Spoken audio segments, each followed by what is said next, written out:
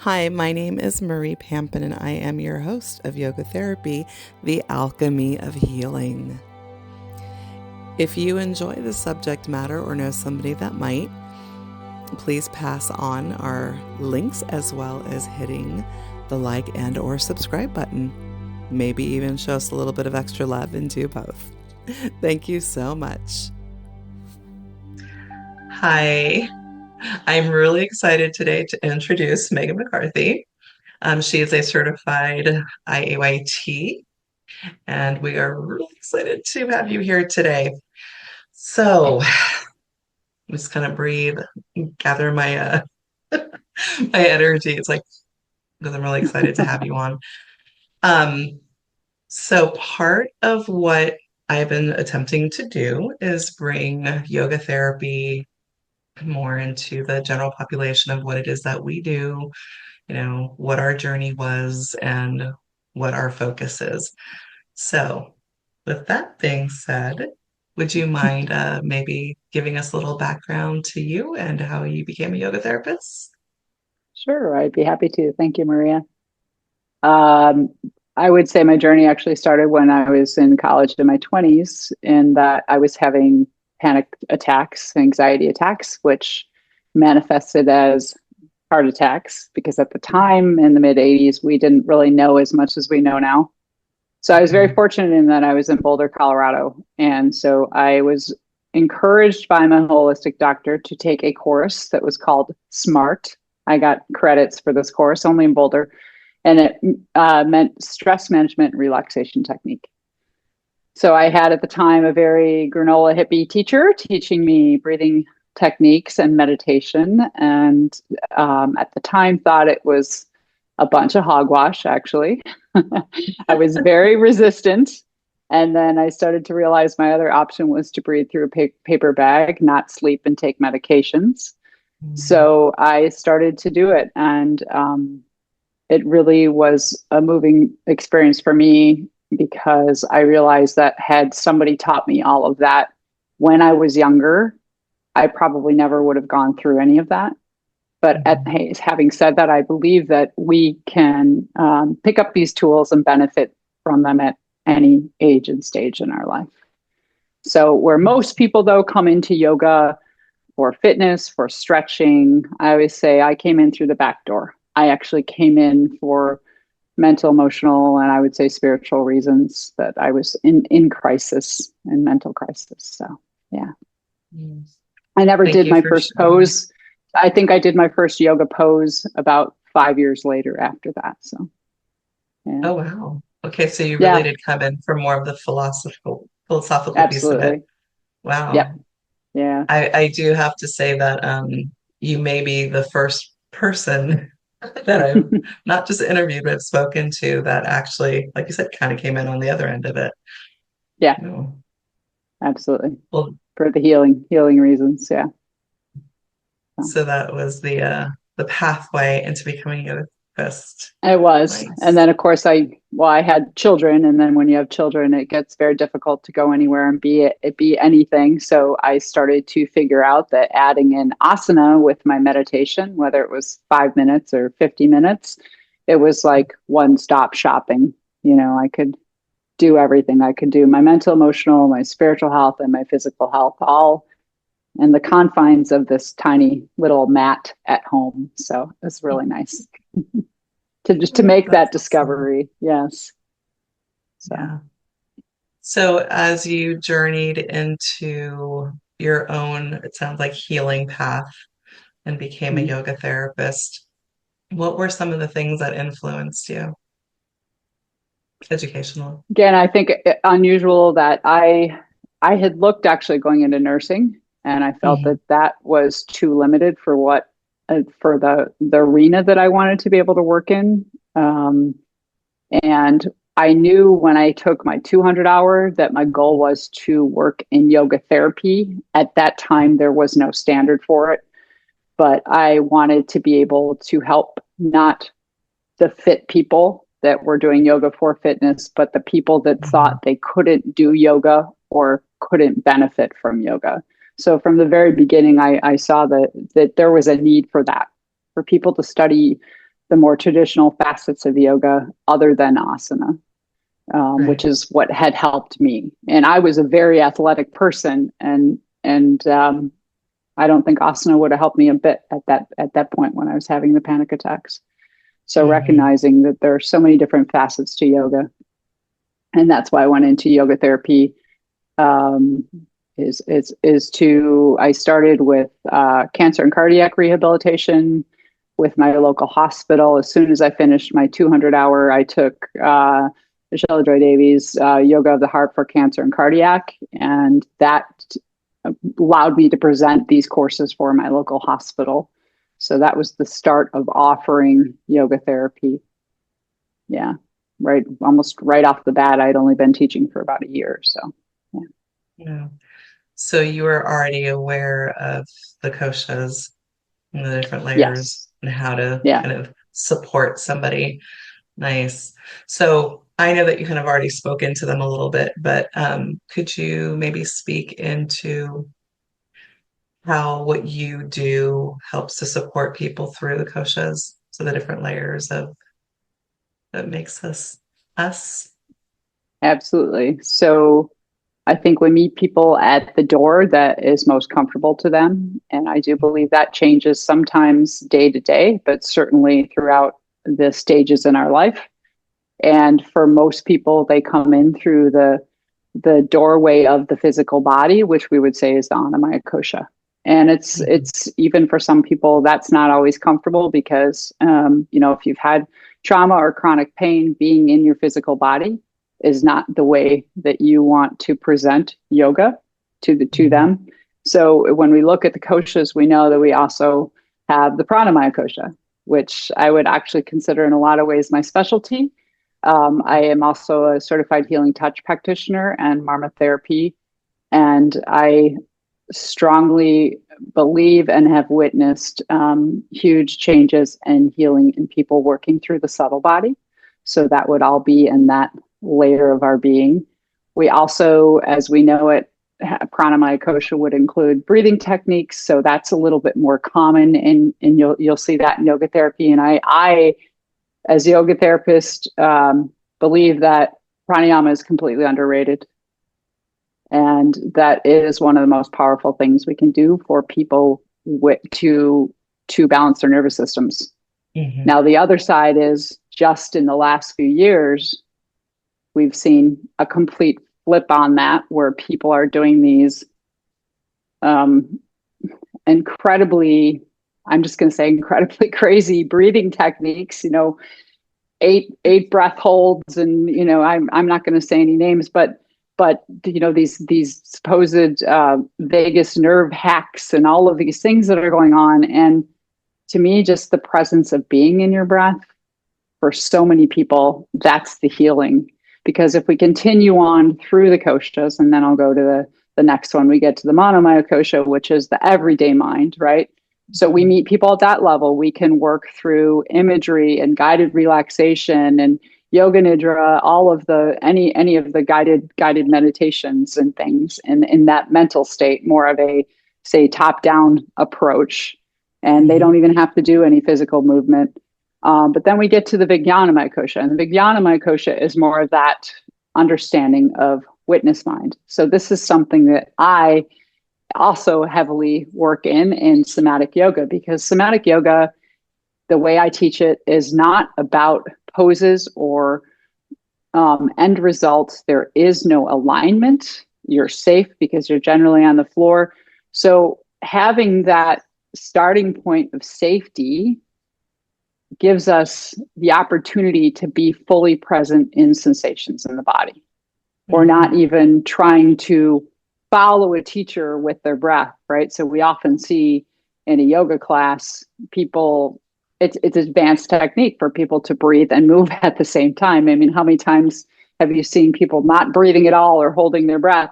But in somatics, they can learn to Absolutely. breathe to they yeah, they can learn to move to their breath because they're on the ground and they're supported. And in Mhm. that, they're entering the Vijnanamaya kosha, meaning they're able to witness not only their own breath, perhaps, but the sensation within their own body, what we would say interoception. in a much Right. safer held space. So that would be the Jnanamaya Kosha. And then also we go to the beautiful Anandamaya Kosha. Mhm. This is where I will make the statement that healing is not something we do, it is something we are. Mm. All healing happens when we stop trying, when we stop reading the self-help books and doing everything. There needs to be a space for us, whether it's in the morning, mine is in the morning, where I say every day I wake up and I need to be nobody to no one with nothing to do in no place. So people have names for it, their higher consciousness, their divine being, whatever name you want to place on it. But that is the space of the Ananda, and that is really where true deep healing occurs. And there are opportunities to work with people at just that level if they do have a religious or spiritual background, to understand that what changes in our physical body and is always changing in our physical body. I mean, I just went through menopause in about a year. Wow, talk about changes. And yeah, wham bam. But that's always changing. But Mm. the part of us, the divine self, whatever you want to call it, I'm going to say divine self, is unchangeable, and the anahata is unchangeable, right? Unstruck, unchangeable, and that's also where I like to lay my cards working with people. So That is beautiful. That's absolutely yeah, beautiful. Thank you for sharing that. So one of the other things that I wanted to kind of explore with you. So you did your education here, you were here in the United States, but yes, you are no longer in the United States. true. You are in the lovely Ireland, and I'm not even Yes. going to attempt to say where you're at. So I thought maybe you can share that and maybe explain what you have going on over here because this is gorgeous. And Thank you. you are an educator as well as a yoga therapist. Yes. Um, I would say two things happened. The pandemic came, and I always say be careful what you say because I always said someday I'd have a yoga retreat center in Ireland. Well, when I had to close my studio because of the pandemic, I said, I think I'm going to open a yoga retreat center in Ireland, not knowing that that was actually going to happen. So it's a little bit of making lemonade out of lemons. But so we came here with the full intention of opening a retreat center, and we do that. But mainly, what it's really drifted off to, which has always been my greatest mudita, which is mudita meaning sympathetic joy, which is working with teachers. And so I am now taking all of these somatic yoga practices that I have experienced myself, put together. I was blessed to teach them for 10 years at my studio, 3 days a week, and Mm, watching all the different body types. Honestly, my students were my best teachers, watching how, well, that doesn't work for you. Let's try this. We can't do that with mhm. asana, right? We can with somatic yoga.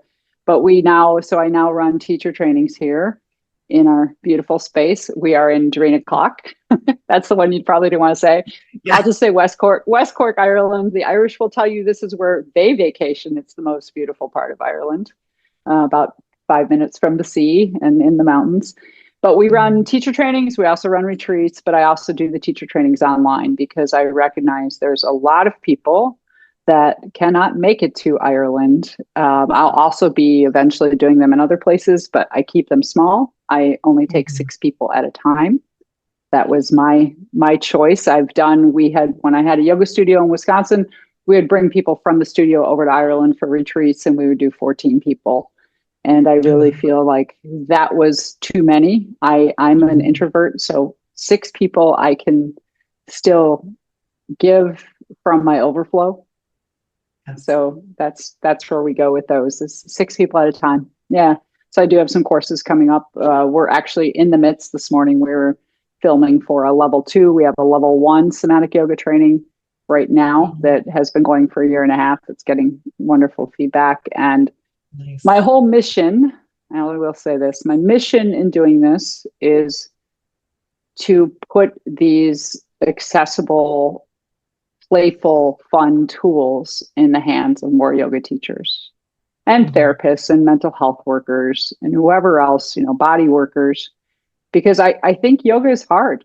I think for a lot of people, I know so many people over the courses of teaching and said, oh yeah, I did a yoga class, I'll never go again.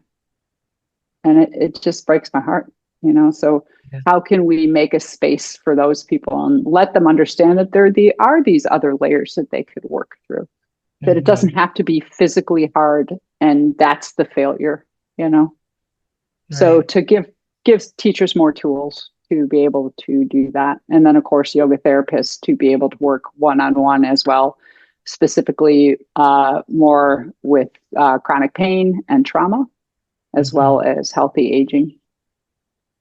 Yeah. Yeah, I actually use a lot of somatic and prana in my own practice. So would you be willing to maybe unpack a little bit more about what somatic yoga is? I will tell you what my somatic yoga is. Okay. And I get this a lot. So somatics is, as it's normally quoted, the word somatics comes from Thomas Hanna, and you'll see many Hmm. somatic educators out there that follow the work of Thomas Hanna, who is wonderful. But there's also other backgrounds, the Feldenkrais. You can look at Alexander technique. These are just some of the many techniques that I've studied. But what I found is that when I started to practice somatics for myself, it didn't make sense to me because they don't work with the breath. Hmm. And as a yoga therapist, I could not move to my breath. It's just ingrained. But secondly, I thought that's the opportunity to be directly involved with your nervous system. We know Hmm. that. So I started to add movement to or breath to the movements in my classes. And then I would find that certain ways they did things didn't work for some people. So I also found ways to make what we would see as a typical somatic movement, like the arch and curl, Hmm. not only more available, but highlight how it feels in your body. So, for instance, I'll give you an example. In the arch and curl, we go through what we think of as a cat cow movement. Hmm. It's very different if somebody has low back pain, if they make that movement from their tailbone than from their belly or from their low back itself. So we have options of how to initiate movements. And even now, as I'm talking to you, you can do this with me. I mean, if I want to lift my arm, I can lift my arm from my elbow. Hmm. I can lift my arm from my hand. Hmm. I can lift my arm from my shoulder, right? Hmm. So that's a simplistic way of saying we play with different ways to initiate movement. And where it might look the same every time, you will feel it completely differently. And Different, that's when you yes. know your nervous system is paying attention, right? It notices. And then we also do things in somatic yoga. We do a lot of the one side and then the other. So asymmetrical movements, we do a lot with one leg, and then we stop and take what's called the magic moment. And in that magic moment, we're completely still. But even though we're still, there's so much sensation within that stillness and an opportunity for the brain to compare. It's like when you cook food, every time you add something to the recipe, you want to stop and taste it again because it tastes different. So Right. that's like every time we do a movement, especially if we're doing one side and the other, we can feel the differences in our body, back to that interoception, right? Well beyond Hmm. just understanding the word hungry or tired or cold, but what does it actually feel like after doing these movements? Oh, my one leg feels bigger or heavier or longer or more grounded. These words come up, right? And Right. again, that's when you know that I get excited. It's like your nervous system's having a party and it's right there. It's in the center of the party. So I just finished an online class. So we did take your legs for a date. And I said, you're doing two dates. You're doing a date for your left leg and a date for your right leg. And one of those dates might be a lot more fun and happy. The other one you might not want to spend a lot of time with. That's pretty typical, right? We usually have pain on one side, not the other. but they're both your dates, and you have to Yeah. treat them both with compassion and kindness, right? So that's a big part of it, is Absolutely. the non-dualism too. So I would say the Yeah. philosophy of somatic yoga is about not being non-dualistic. When we compare things, it's not because something is right or wrong or good or bad, but because it is. It is, and it Yes. will change, right? It's always changing. So, but I guess practically, what I should say, practically, all the movements, almost all the movements are seated or lying down. There are some standing things we do for proprioception, for balance, but it's very accessible style. A lot of it can be done in bed. So I do a lot of my somatic yoga practices in bed in the morning. Eyes closed the whole time. There's no reason that you Yep. have to open your eyes, which works well. That actually came out of a training I did way back when with a woman, Lenita Verschal, who's in your area. She's in San Diego, and she does a training for large-bodied people. And I remember being in her class and her telling me, because I was this skinny little girl in there, and she said, "I don't know what to do with you." And I said, "Well, it's because it feels different. I'm bony, right?" Yeah. And she said, "Everybody else in here, they just close their eyes because then they don't have to compare themselves to you." And I had never Mm. thought of that before. I will never forget that. And so I thought, close your eyes. So we're not comparing ourselves to the teacher or to anybody else. And that's somatics. Mhm. This is your inner environment, your inner landscape, and nobody else gets to go in there. You're the only one. Like, Yeah. you are the rock star inside of your body, and you get to turn the volume up or down, and nobody else has any access, right? Yeah. Nothing outside You of you definitely matters. you get to meet yourself where you're at. Yeah. Yeah. Yeah, absolutely. I know you practice it, so hopefully that's your experience. It is, and it's funny that you said in bed because I do every morning. I'm moving in my bed, I'm doing my somatics, and sometimes at night, but definitely in the morning. And by the time my feet hit the ground, I'm ready to go. And Yeah. it just all of these beautiful subtle movements, and my nervous system is balanced. I hit the floor ready to move, and I tell everybody about it. So You having should do done this. having done my videos, what did I not Yes. say about somatic yoga that you would put in there from an outsider's perspective? I mean, I've been doing it so long, I forget things. So Well, let me the just kind of, basis of it. yeah, so let me backtrack a little bit here and just let everybody know that when I first started my own program to become a yoga therapist, I had some issues within my own body. And so I went deep diving down the rabbit hole and came up with Megan McCarthy. Um, and so you were my one of my first introductions to somatic yoga that I felt was palatable, um, because the movements for somebody who was unaware of somatic yoga and came into yoga from the physical piece, right? So doing the poses and being a little bit out of balance. One of the things that I did not know how to do was slow down. I did not know how to slow down. I did not know how to connect to my own body, even though I was doing yoga and I was in a program to become a yoga therapist. Um, and through through my education and through the somatic work that I was doing, I was able to connect into my body, slow down, and for lack of a better term, because I just used it, meet myself where I was at, not where I used to be, not where I wanted it to be, not the person next to me, but me. So when you were describing what is somatic yoga, everything was definitely vibing, but I would definitely say you get to meet yourself where you're at in the moment, which was a huge part of my own healing and definitely something that I use with my own clients. So, Yeah.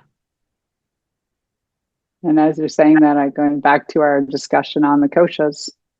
Yeah. That's the Anandamaya kosha. Those moments when Mhm. everything, when we can be still and just be in Yeah. the space, right? And Hmm. that's the healing that's happening. It's not in the doing, but in the being. Being Yes. okay with whatever it is comes up, whatever you feel physically, all of that. Yeah. Yes. So thank you for sharing your experience. Appreciate Thank that. you. Yeah. And I was thinking as you were saying that too, when we get into meditation, we often have a number of different teachers. And so when I first learned for panic attacks, it was with a lovely woman and it was very just basic breathing techniques. But then I decided, I needed more formal meditation training. And the gentleman that I studied with would have us in this very upright posture and our arms, we couldn't bend our elbows. And it was very much what I would say now a masculine style of meditation where your Mhm. awareness was in the ajna chakra and the whole mindfulness is a big word, but staying present in the moment in your thoughts. And it didn't work for me. It was like telling me to watch my breath. It sent me over the edge. So this understanding that we have a choice to be in our head, to be in our thoughts, but we also have a choice to be in our heart. Yeah. And the heart is all accepting. It truly is. And the heart in my meditations now, I don't slouch maybe, but I'm relaxed and I laugh and I cry and emotion Mhm. comes out. That's what's supposed to happen. I found that what I was actually doing is suppressing everything that I was thinking, because Mhm. oh, that's not good. That's not good. No, I don't want that one. Right. So I Yeah. say it was like locking myself in a phone booth with a lunatic, except that I was a lunatic, right? Hearing my own thoughts. And Yeah. that's when came from a background with anxiety. So as soon as I learned to bring myself down into what we all have, a compassionate heart, and not fight my mind, not try to make friends with it, it was a whole different situation. And that is a big Mhm. part of the non-dualistic philosophy that I teach in somatic yoga. The heart is all Yeah. accepting. It doesn't Yes. care what your thought is, right? So, one of the things that, I'm listening to, as a yoga therapist, when you're working with somebody one-on-one and you're co-creating, you know, Mm-hmm. you're bringing up this idea of being able to meet somebody at the door as they are. Mm-hmm. And from the somatic point of view, from what we've just discussed, that's, I'm going to guess, part of that foundational piece of having somebody come in and begin to work on the different areas that they themselves need to work on. Mm-hmm. I'll give you an example of I just had two different clients that both have SI dysfunction. Hmm. One is a doctor, so comes very much from a scientific, in fact, neuroscience background. Yeah. And he was very much in his physical body. He's a very physical presence, right? And so, yeah, we're working through the Anamaya kosha. We're doing physical movements for the SI joint. Hmm. And then I have another client that I'm working with who has a lot of emotional trauma and also has SI dysfunction. So we're working on a completely different level of, very soft, gentle movements, perhaps, but it's not about the movement. It's about recognizing the emotional quality and the felt sense quality Hmm. of what's in the body, right? And giving it space, giving it, as we say, the issues are in the tissues. I truly do believe that. Hmm. The top down approach can help a lot of people, even with PTSD. But at some point, I believe that most people would very much benefit from a bottom up movement based approach. Yeah. So, Yeah. for those of us that understand the idea of what top down and bottom up mean, would you mind maybe exploring that a little bit so people don't they understand Yes, that. I mean, simply put, yeah, sorry about that. Top down is talk therapy. It's more Mhm. traditional, psychotherapy, anything in that line, any sort of talk therapy. You're working through your mental, Mental. right, through the mental body is what I would say, the monoline kosha, right? Mhm. Versus the bottom up approach. And I like to think that the bottom up approach, which we're working with our physical body, a movement practice, there's the perfect example is there's seated meditation and there's moving meditation. Those Mhm. are, to me, two very different approaches. A seated meditation can be, if it's a mindfulness meditation, it can be a top-down approach. You're watching your thoughts, perhaps changing them. Cognitive behavioral therapy, all of that stuff that comes in and that can come into meditation, a still meditation. But we can also do a walking meditation, and so that's more of a bottom-up approach as well, because you're moving your body, and in moving the body you're creating sensation, and sensation is the way that our body speaks to us. It's the only way it can. Oftentimes we ignore it or we even run from it, right? We don't want to be, as you said earlier, embodied, because there's Mhm. discomfort. And whether that discomfort is from mental, emotional reasons or physical reasons, it needs to have a way out.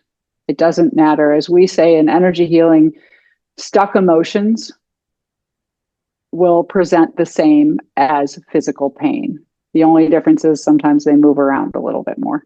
Mhm. But it needs an outlet, and movement is sometimes a better outlet than being present in your thoughts or in your mind. So that would be the Absolutely. bottom up. Yeah. Is that a good explanation?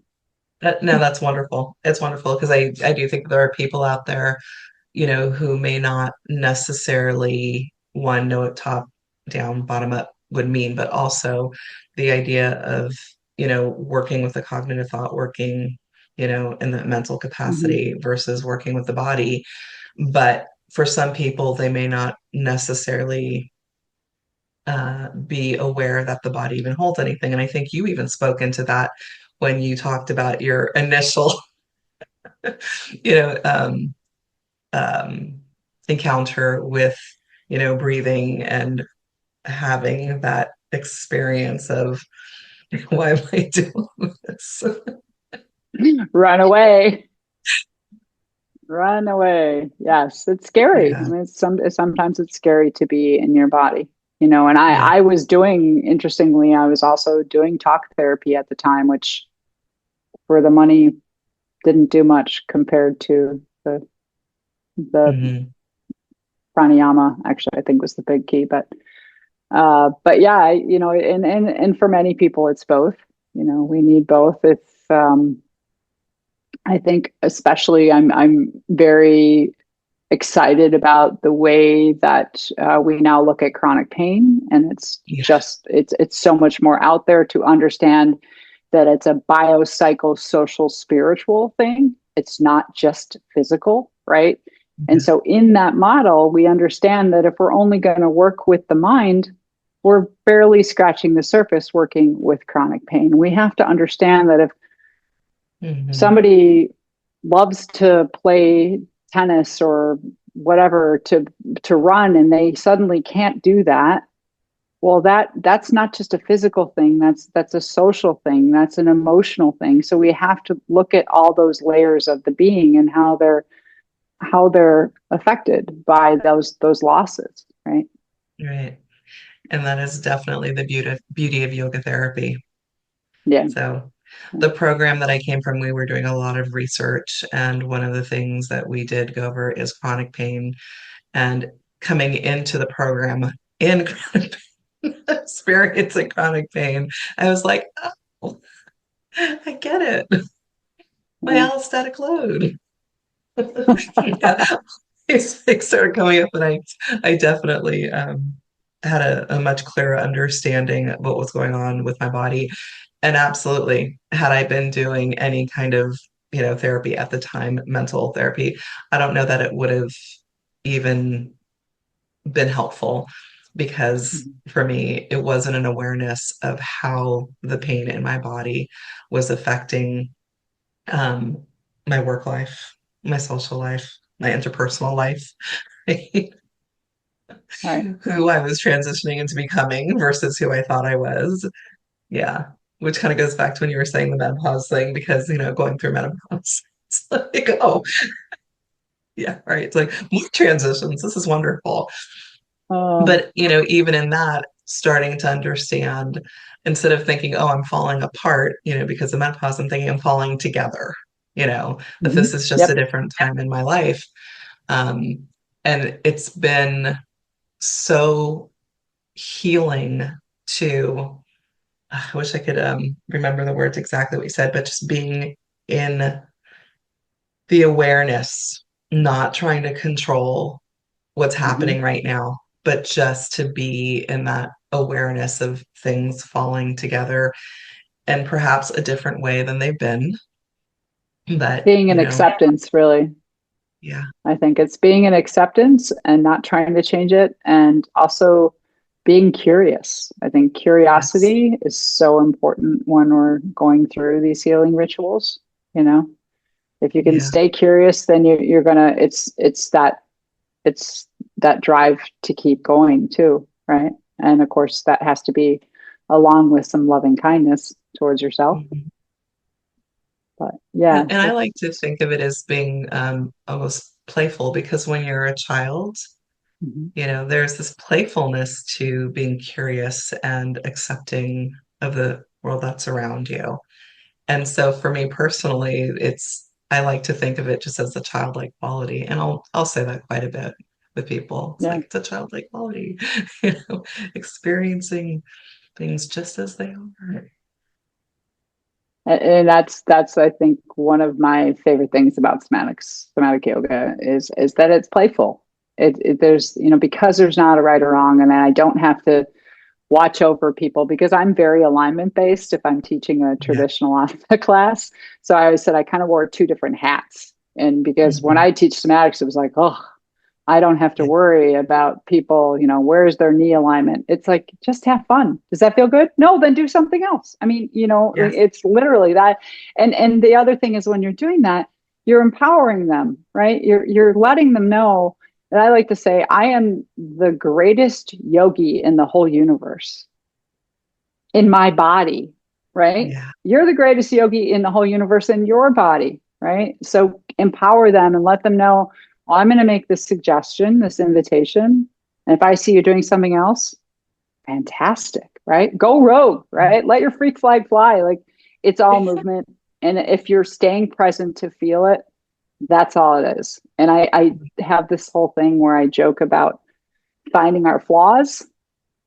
Mm, Well, because they're there, right? We all yeah. have them, whether they're physical, whether they're, we could call them samskaras, the mental flaws that go around the thought process, but we all have them. And the only way we're going to make peace with them, and I'm not saying change them, right? Sometimes we can change them, sometimes we can't, oftentimes we can't. We have to make peace with them. That's what Yeah. it is. Yeah. Thank you for saying that. Yeah. You're welcome. So you're also trained in Marma. Yeah. Would you like to share a little bit about Marma? Yeah. Well, I mentioned I'm trained in healing touch. I actually did that first. And then Marma Therapy, for whatever reason, is not as well known in the Ayurvedic lineage. I've never figured it out, but I studied with Mark Halpern at the California College of Ayurveda. And Marma Therapy is some would argue, the original point therapy, depending on who you talk to, 107 or 108 Marma points on the body. And it's a type of energy therapy that we do where we do a light massage first, but it's not in a way that we're trying to release muscles. We're actually, the skin is our largest organ, so we're opening up the skin to receive. I like saying it's like opening the door to whatever needs to flow into you. And then we Mhm. work with particular points depending on how the client presents. And we're using essential oils to help to balance their doshas. And I don't know how much you want me to get into explaining dosha types. That's I but I would to love if bring you them, could I'll touch just on say it. Yeah. to bring them back into balance. So right now we're in our hemisphere. we're getting towards the end of summer. So summer is Pitta season, which is fire and earth, but mainly fire. I'm a Pitta. So Pittas tend to get out of balance if they're too hot. There's a lot of different reasons Pittas can get out of balance. But out of balance generally looks like anger. Number of different ways you might see it. So if somebody's out, if their dosha is out of balance, it could look like that. It could be, if somebody's depressed, we can say that maybe they have a kapha imbalance, and kapha is earth and water, which is very stabilizing. And kapha personalities are wonderful because they're the salt of the earth, and you know what to expect, and they finish everything on time. But too much kapha is a state of inertia. So in yoga, we have the gunas. So the gunas will teach you that tamas is that state of inertia. So and oftentimes I look at people through the gunas, quite honestly. It's a little bit easier. So are they stuck? Are they stuck? Mm-hmm. And so depression, I call it compression, is a stuckness, right? So our energy is always moving in our body. It's a question of the quality, right? So if energy is stuck and not moving enough, then that would be that tamasic state, too much kapha, versus let's look at a vata type. So vata is ether and air. We'll say they're the creative types. My husband's a vata, so I have to remind him all the time to do things. But but it's if your vata is out of balance, that's generally shows as an anxiety. So I am a pitta with a vata imbalance oftentimes. So it's that need to ground, to soothe. And the interesting thing in yoga is you'll often see that the vata people are the people doing fast flow yoga, where they're the ones that need to quiet and do a little less. So in Marma Therapy, we would use specific oils. We would actually use with a vata, we use just softer touch because they don't need as much stimulation. They're already overstimulated, right? Versus somebody who's kapha, who has a kapha imbalance, you'd use a deeper massage technique because you're trying to wake them up, right? To stimulate them. Yeah. There's a lot that goes into it though. Yeah. Thank you But for it's sharing lovely. that. And I also do Abhyanga, which if you don't know Abhyanga, please look it up. Learn to do Abhyanga. It's one of the Yes. most healing. Do you do it, Maria? Have you had I do some Abhyanga? of it. I do some of it. I'll be Yeah. completely honest. I only Yeah. some, Well, and the not key even to consistently. I should do a little bit more consistently, but no. yeah. The key to Abhyanga, I think, self Abhyanga, and I teach a lot Mhm. of self chakra connections and things like that. Is we're learning to receive healing, but we're also learning to give to ourselves. And I think Yeah. for a lot of people, especially women, it's difficult to give to ourselves. Yes. To be the giver and the receiver at the same time.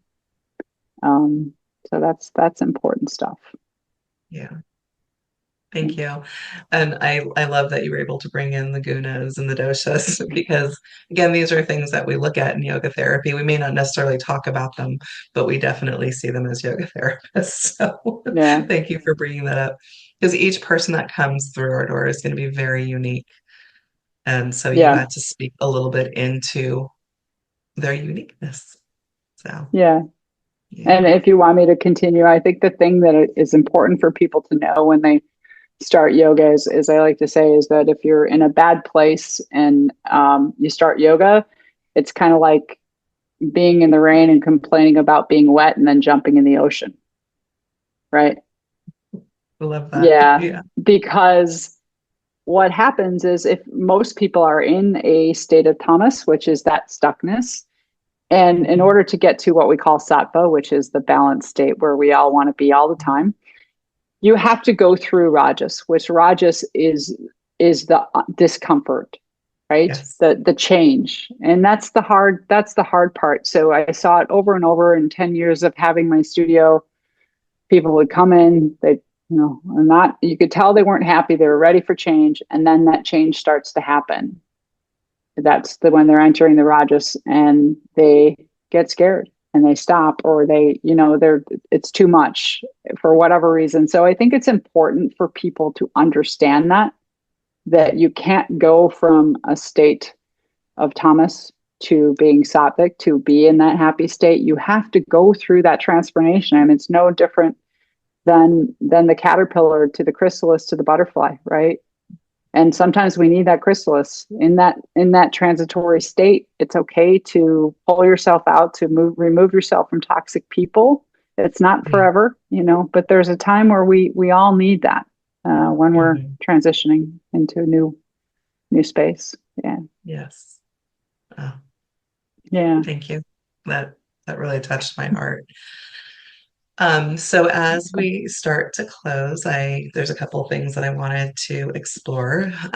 One being where people can find you, a little bit about your studio.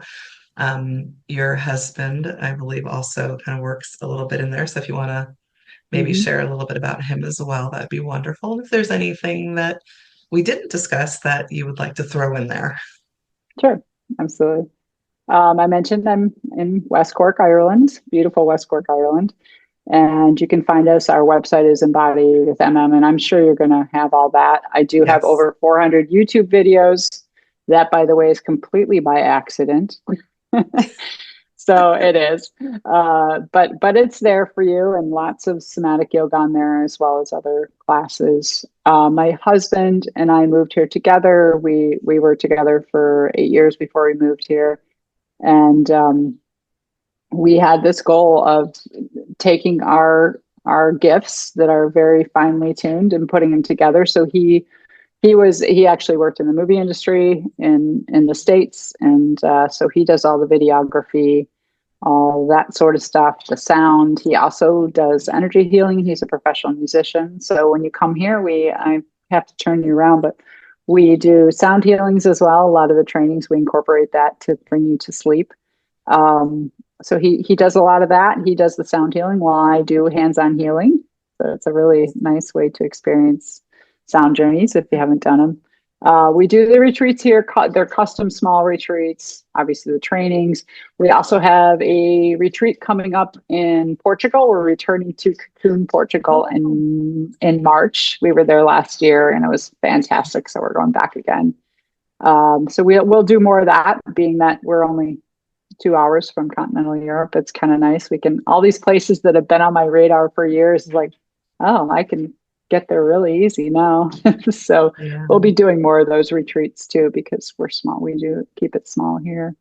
As far as finding me, again, the website has everything, the YouTube channel. I don't post very often on Instagram or Facebook, but not so good about that stuff. Uh, but the other thing I would say is that in the 10 years that I had the studio, I had a lot of students who were very dedicated to their practice, and they would come 3 or 4 times a week. And none of them had the same transformational experience as the ones that came on retreat with me. So I highly recommend to yoga therapists, to students out there, if you have never done a retreat, find the right teacher. Make sure it's somebody that you respect and they respect you, and that they want to give you the tools for yourself. But there's nothing like a retreat to push the hard reset button, really. Yeah. You're relieved of all of your day-to-day responsibilities, all of that. And that is why I do offer the trainings in a full immersion, because not only do we learn better when we're not going home and cooking dinner and doing laundry, but a big part to me is self-care. I know what we do, I know what I do, and I know the burnout level. And it's Mhm. important to take care of yourself, and you deserve it. So, yeah. Megan, thank you so much for joining me today. I'm, You're so again, welcome. just thrilled. Thank you. It's been Oh, thank you, wonderful. Maria. Thank you. Thank you for joining us today. If you would like to support this content, hit the like button, subscribe, or leave a comment. Thank you so much for joining us. Have a fabulous day.